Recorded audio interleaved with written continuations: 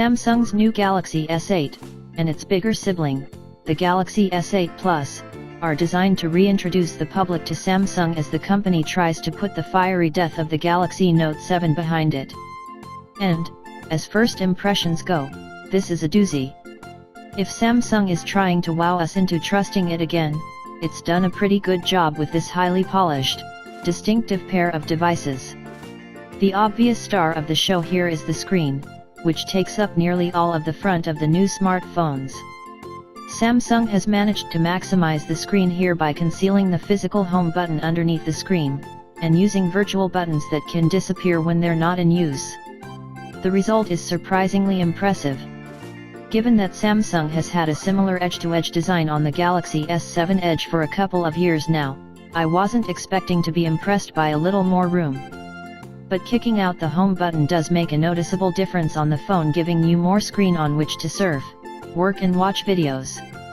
The change does give both the S8 and S8 Plus a slightly weird screen size. They feel just a bit too tall for their width that may be annoying to watch video on over time.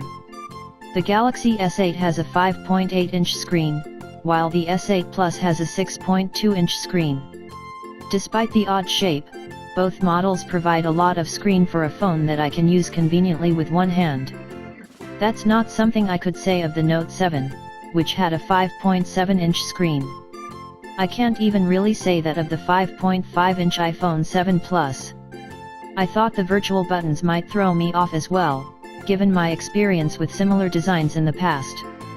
But Samsung seems to have done a good job in making sure the button is always accessible, at least from what I saw.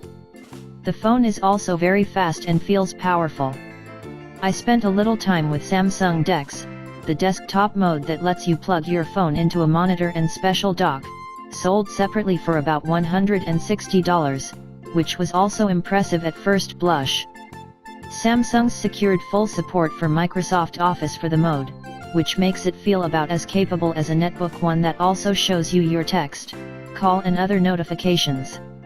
You can pair a Bluetooth keyboard and mouse to the DeX dock, or opt to plug one in, so you can use all the same keyboard commands you're used to, as well as the option to drag and drop. Samsung has included many of the features that made its phones great in the first place, including the option to expand the memory with your own SD card and waterproofing. It even improved the quality of the front-facing, aka selfie, camera. It's now 8MP, up from 5MP on the S7, and will now autofocus on faces. Overall, I was pretty impressed with the look and capabilities of the S8 and S8 Plus, and would tentatively say it's worth upgrading from an S7. And certainly from an S6. That said, there's so much about the phone that we still don't know. Yes, of course, there's the question of whether it will suffer the same battery problems as the Note 7. Unlikely, given Samsung's new safety measures, but also not impossible. Eyes in the sky, gazing far into the night.